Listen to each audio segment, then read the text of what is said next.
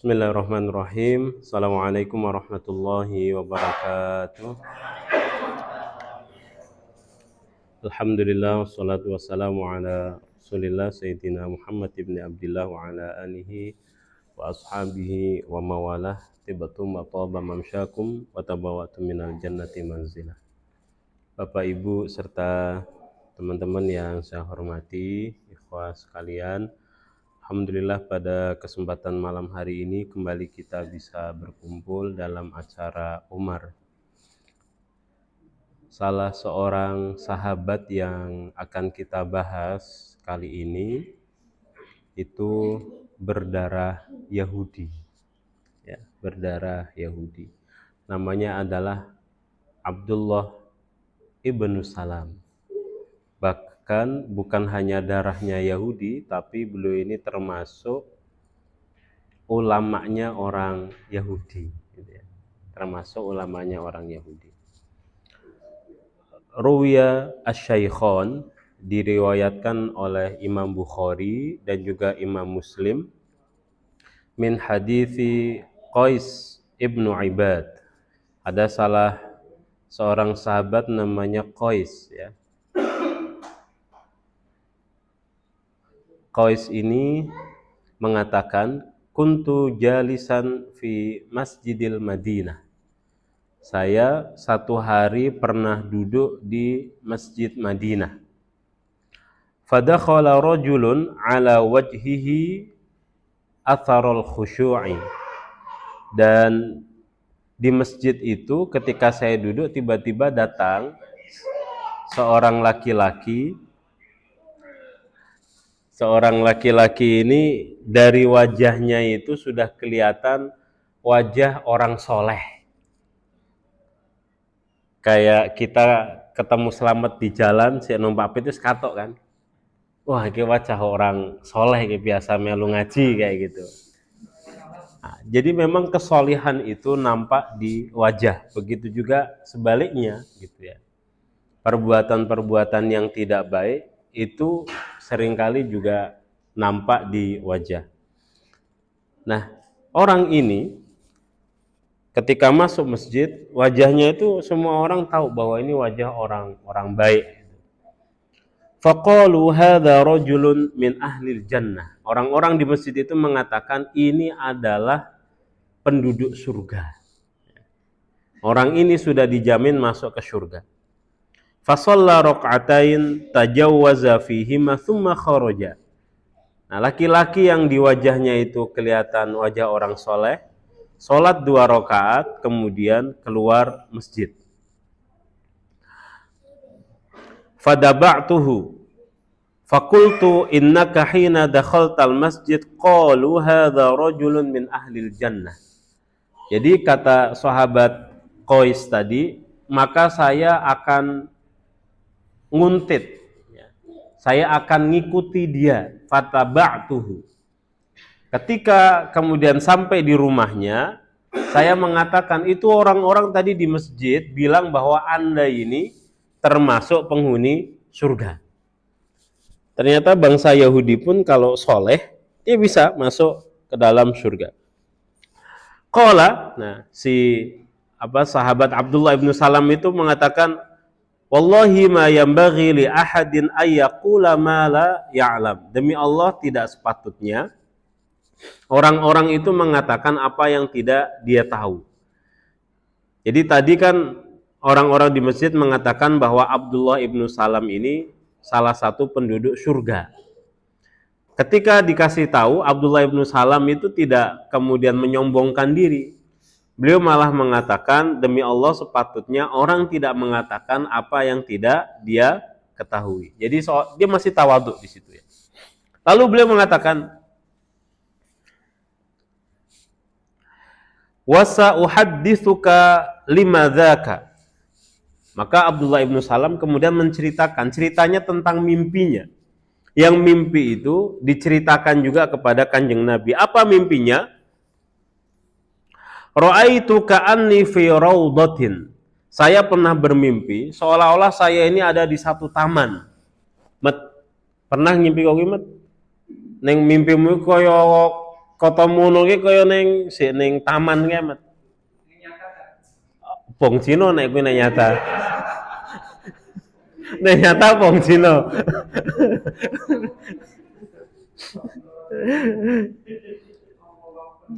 Wa ra'aitu ka'anni fi rawdatin dzukira min si'atiha wa khadratiha wastiha umudun min hadidin. Jadi si taman itu sangat luas dan sangat hijau. Ini kan aneh. Karena di Saudi itu biasanya kan gersang, panas, susah untuk mendapatkan taman gitu. Ini ada taman luas dan hijau luar biasa, tanahnya kok subur gitu. Dan di tengah-tengahnya ada tiang. Kata Abdullah ibnu Salam dalam mimpinya itu, dia melihat tiangnya itu ujungnya menempel di bumi, sementara atasnya itu menyentuh langit. Oke, ya. Atasnya itu menyentuh langit. Wa alahu fis sama'i fi a'lahu urwatun. Dan di paling ujungnya itu ada ikatan, ya. Fakilali araqqa. Lalu ada orang yang memerintahkan kepada saya naik, disuruh naik apa? Naik tiang. Tiang kon-kon manjat. Qultu la astati'. Saya nggak bisa kalau harus naik sampai ke atas. Fa'atani munsifun farafa'a thiyabi min khalfi faraqaitu hatta kuntu fi a'laha. Maka tiba-tiba ada seseorang dari belakang itu narik baju saya dan dia kayak bantu saya untuk bisa naik ke atas. Fa'akhadtu bil urwah, dan saya bisa naik sampai paling ujung itu dan saya ambil, saya pegangan sama ikatan yang paling ujung paling atas itu. Faqila lahu istamsik fastaiqattu. Si orang tadi yang bantu naik sampai ke atas memerintahkan kepada saya supaya pegang itu erat-erat. Setelah itu tiba-tiba saya terbangun dari mimpi. Lalu besoknya beliau menceritakan mimpi itu kepada Kanjeng Nabi. Kata Kanjeng Nabi, maknanya adalah taman tadi yang hijau dan luas itu adalah Islam. Ya. Tilka raudhah al-Islamu wa dzakal umudu umudul Islam. Dan tiangnya yang panjang itu juga tiang Islam. Wa tilkal urwah urwatul wuthqa, dan ikatan itu adalah ikatan yang paling erat, ikatan yang paling kencang. Maka penafsiran Kanjeng Nabi apa? Fa anta 'alal islami hatta tamut. Maka engkau itu ketika tadi bisa megang ikatannya yang paling atas, yang menyentuh langit itu, kata Kanjeng Nabi, berarti itu maknanya kamu akan bisa memeluk agama Islam dan tidak akan pernah meninggalkan agama Islam hatta tamut, sampai kamu meninggal. Berarti dijanjikan sama Nabi beliau husnul khotimah dan ketika nanti meninggal masuknya ke dalam surga. Aku pernah ngimpi cekalan apa, Mat? Poong, aduh, aku ra iso nafsirke nek poong to. Nek poong aku ra iso nafsirke ku ya. Poong, bener-bener. Sok metu pas jenengan ki to. Ya Allah. Nah, innahu, jadi Abdullah ibnu Salam itu kunyatuhu Abu Yusuf. Seringkali disebutnya Abu Yusuf. Kenapa disebut Abu Yusuf? Wahuwa min dzurriyyati Yusuf, ibnu Yaqub, ibnu Ishaq, ibnu Ibrahim alaihissalam. Jadi nanti nasabnya Abdullah ibnu Salam itu sampainya kepada Nabi Yusuf. Ya, Nabi Yusuf itu anaknya siapa? Nabi Yusuf itu anaknya Nabi Yaqub. Nah, Nabi Yaqub inilah yang sering disebut sebagai Yahudi gitu ya. Israel ya. Ibnu Ishaq, Ibnu Ibrahim, nanti ujung-ujungnya tembusnya kepada Nabi Ibrahim. Jadi nyuwun sewu, kalau ibarat kita gampangane iki Abdullah ibnu Salam tuh Habib, tapi terakhir sing Yahudi kayak gitu ya. Ujung-ujungnya karena sampai ke Nabi Yakub, Nabi Ishaq. Karena Yahudiyan muqaddimun Nabi thumma aslama fahuwa minal ladzina yu'tuna ajrahum marratain. karena dia ini termasuk ulamanya orang Yahudi, ketika datang Islam dan memeluk agama Islam, maka dalam Islam kalau ada orang seperti ini, dia pahalanya justru 2 kali lipat. Ya, karena dulu pernah memeluk agama Yahudi dan memeluk agama Yahudi dengan kesolihannya, nggak melenceng, lalu datang Islam, dia juga kok mau memeluk agama Islam. Karena seringkali orang-orang Yahudi itu nggak mau masuk Islam gara-gara sombong, ego gitu. Karena beda terahnya. Nabi Ibrahim itu terahnya nanti silsilahnya itu kepada Nabi Ismail. Sementara kalau Yahudi itu terahnya nanti kepada Nabi Ishak. Ya. Jadi ini atasnya siapa? Atasnya Nabi Ibrahim. Nabi Ibrahim itu kan punya 2 istri. Yang satu nanti punya anak namanya Nabi Ismail, yang satunya lagi punya anak namanya Nabi Ishak. Nabi Ibrahim yang dari anak Nabi Ismail itu nanti keturunannya adalah Nabi Muhammad. Sementara yang dari Nabi Ishak itu nanti keturunannya adalah orang-orang Yahudi itu. Jadi neng Jawa bahasanya apa, Met? Podo pak tapi saya jemak gitu apa? Saya rasa mikir apa kemana? Rasa mikir kayak gitu. Nah, oh dong tahu angel. Jadi begitu. Baik, amma qissatu islamihi fahuwa wahidun min ajibil qasas. Jadi keislamannya Abdullah ibnu Salam ini sangat menakjubkan. Kenapa? Karena beliau Yahudi kan. Ruwiya at-Tirmidzi min hadithi Abdullah ibni Salam. Qala awwalu ma qaddama Rasulullah al-Madinah asra'un nasu ilaihi fakuntu fi man ja'ahu. Jadi ketika Nabi Muhammad itu pertama kali datang ke Madinah, saya termasuk orang yang pertama kali ketemu sama Kanjeng Nabi. Tapi ketemu tuh cuma pengen lihat. Ini kenapa menakjubkan Bapak Ibu sekalian? Karena orang-orang Yahudi yang lain itu ketika Nabi Muhammad datang nggak ada yang mau nemuin. Gitu. Karena tadi itu orang Yahudi beda terah, kemudian punya ego. Begitu Nabi Muhammad datang mereka nggak mau ketemu. Tapi Abdullah ibnu Salam justru menyambut kedatangan Kanjeng Nabi. Pengen lihat Muhammad itu seperti apa. Falamma ta'ammaltu wajhahu, ketika saya ngelihat wajahnya, saya alimtu anna wajhahu laisa biwajhil kadzdzab. Maka begitu saya ngelihat wajahnya aja saya langsung tahu bahwa Muhammad itu bukan pembohong. Jadi Bapak Ibu sekalian memang dari wajah itu bisa kelihatan banyak hal gitu ya. Tadi Abdullah ibnu Salam ketika masuk ke masjid, orang-orang mengatakan ini adalah wajahnya penduduk surga. Ketika Nabi datang ke Madinah, Abdullah ibnu Salam juga mengatakan ini wajahnya bukan wajah seorang pembohong. Gitu. Kudune yo, wong Indonesia iki nek nyoblos pilihan, kuwi iso mbedakake ndi sing tukang ngapusi karo sing ndi ora seneng ngapusi, karena biasanya dari wajah itu kelihatan. Mongkone ngesuk jenengan nyalek pin ning wajahmu ki ora ono wajah tukang ngapusi soalé pin. Hah? Wajah biasa dihapusi. Sing gue cuma cerita-cerita kayak pin lo pin. Pengalaman lo. Kulino. Ya Allah. Ya. Dan kata Abdullah ibnu Salam, yang pertama kali saya dengar dari Nabi Muhammad adalah ketika di Madinah itu, qala ayuhan nas afshus salam wa at'imut ta'am wa sallu bil laili wan nasu niyam tadkhulul jannata bisalam. Perbanyaklah uluk salam. Karena Islam itu agama kedamaian, ketemu orang salam. Beda sama orang-orang jahat. Ketika ketemu orang pengennya begal, ketika ketemu orang pengennya ngerampok. Orang Islam itu ketika ketemu orang ucapannya salam. Kita damai gitu ya. Wa at'imut ta'am, dan Nabi memang minta kita itu untuk memperbanyak traktir orang ya. Wa shallu bil laili wan nasu niyam, dan salat ketika orang-orang pada tidur. Kalau kita bisa mengamalkan 3 hal ini, kita damai. Jadi orang merasa tenang juga di sebelah kita. Orang merasa tenang juga atas mulut kita. Saya kok kalau duduk dekat dia itu kayaknya ngerasanya tenang gitu. Saya nggak pernah disakiti. Nah ini bagus. Maksud salam di sini ini bukan hanya sekedar mengucapkan assalamualaikum, tapi dimanapun kita berada itu orang merasakan ketenangan.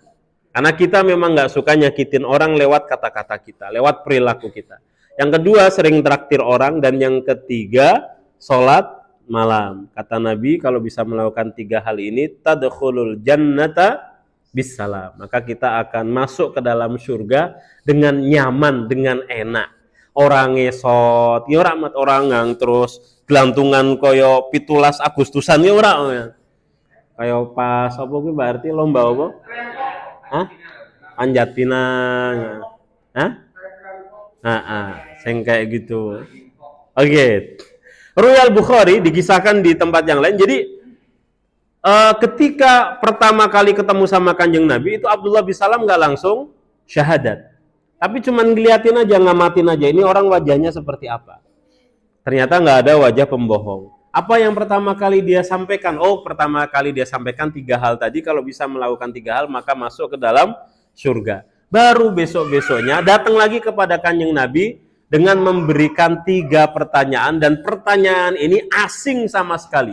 Kanjeng Nabi aja ketika dites dengan 3 pertanyaan ini, awalnya nggak bisa jawab, kecuali mendapatkan bocoran dari malaikat Jibril. Apa itu pertanyaannya? Riwayat Bukhari min hadithi Anas ibn Malik qala inna Abdullah ibn Salam balaghahu maqdaman Nabi al-Madinah fa'atahu yas'aluhu an asya. Abdullah ibn Salam bertanya kepada Kanjeng Nabi dengan beberapa hal. Faqala inni sa'iluka an thalath la ya'lamuhunna illa an-nabi. Saya akan tanyakan kepadamu 3 hal, dan 3 hal ini nggak ada yang bisa ngejawab kecuali dia adalah seorang nabi. Pati-pati Abdullah ibnu Salam memiliki 3 pertanyaan, dan dia tahu bahwa 3 pertanyaan ini nggak bisa ada yang jawab kecuali dia adalah nabi. Ini menunjukkan bahwa Abdullah ibnu Salam dia adalah orang soleh, dia alim, dia paham betul apa yang ada di dalam kitabnya orang-orang Yahudi, gitu kan? Pati-pati tanyanya kayak gitu. Apa itu pertanyaannya? Yang pertama adalah ma awwalu asyratus sa'ah. Apa itu tanda pertama hari kiamat? Apa mat? Ayo. Apa? Berarti kowe pancen udah nabi. Yang kedua, mat takut pertanyaannya, wa ma awwalu ta'amin ya'kulhu ahlul jannah. Makanan apa yang pertama kali dimakan sama penduduk surga? Apa mat? Bukan nabi berarti. Ya. Wa ma balul walad yanzi'u ila abihi au ila ummihi. Dan apa itu tandanya bahwa seseorang itu, seorang anak lebih mirip nanti sama bapaknya atau lebih mirip sama ibunya? Itu gara-gara apa? Nah, kenapa ya kok ada anak itu miripnya sama bapaknya? Kok ada anak itu lebih mirip sama ibunya? Apa yang menyebabkan itu? Kata Abdullah ibnu Salam, nggak ada yang bisa ngejawab ini kecuali dia pasti seorang nabi. Apa jawaban Kanjeng Nabi? Faqala lahu Nabi, akhbaroni bihinna Jibril. Barusan saja Jibril itu ngasih tahu saya jawabannya. Begitu mendengar nama malaikat Jibril, Abdullah ibnu Salam mengatakan, "Dzaka aduwul Yahudi minal malaikah." Jibril itu adalah musuhnya orang-orang Yahudi. Karena gara-gara ada malaikat Jibril, akhirnya ada nabi baru. Ketika ada nabi baru, orang-orang Yahudi tidak suka. Gitu. Faqala lahun Nabi. Katakan Kanjeng Nabi, jawabannya adalah, "Amma awwalu asyratis sa'ah fanarun tahsyuruhum minal masyriqi ilal maghrib." Awal tanda hari kiamat itu nanti akan muncul api yang sangat besar. Dan api itu karena ada api besar, orang-orang kan lari dari api. Tanpa sengaja api itu mengumpulkan orang dari timur ke barat. Nah, jadi cara nanti Allah Subhanahu wa taala ngumpulkan orang itu bagaimana? Didatangkan api. Ono geni mesti do mlayu kabeh. Sebagaimana ketika ada tsunami, orang mau menyelamatkan diri, semuanya lari semuanya. Nah, itu awal tanda hari kiamat. Orang digiring dari timur ke barat. Yang kedua, pertanyaan kedua dijawab sama Nabi. Wa amma awwalu ta'amin ya'kuluhu ahlul jannah. Adapun makanan pertama penduduk surga, faziyadatu kibdil hut, adalah hati hiu. Hati ikan hiu. Nah, piye ngesuk Pak Lawe hati wak hiu kok. Me ngrasake kaya ngopo sih kaya ngopo panganan penduduk surga kan. Jadi awal pertama penduduk surga yang dimakan, makanan yang dimakan adalah hati ikan hiu. Hiu halal. Iya, hiu halal. Semua yang ada di laut itu halal, termasuk anjing laut. Namanya aja anjing laut, aslinya kan dia ikan sebetulnya. Oke. Ya. Kemudian pertanyaan yang ketiga, kenapa ada anak itu lebih mirip sama bapaknya, tapi ada juga anak lebih mirip sama ibunya? Kata Kanjeng Nabi, nyun sewu, ketika sperma laki-laki itu yang mengejar sel telur perempuan, atau bahasanya ketika sperma laki-laki itu yang mendatangi sperma perempuan, maka anak yang akan dilahirkan itu lebih mirip sama bapaknya. Tapi sebaliknya, kalau sperma ibunya itu yang mendatangi, ngoyak spermanya laki-laki, maka anak itu akan mirip sama ibunya. Jadi tergantung nanti sperma siapa yang lebih aktif. Oh cuma bayangke mat ora tekan. Angel lo untuk yang sing kowe karo awakmu mat to. Oke, wis paham. Wis balik berarti sahabat. Maka mendengar ketiga pertanyaan jawaban Kanjeng Nabi, Abdullah bin Salam langsung mengatakan asyhadu alla ilaha illallah wa annaka rasulullah, mengucapkan dua kalimat syahadat. Lalu Abdullah bin Salam mengatakan, ya Rasulullah, innal yahuda qaumun buhtun fas'alhum anni qabla ayya'lamu bi islami.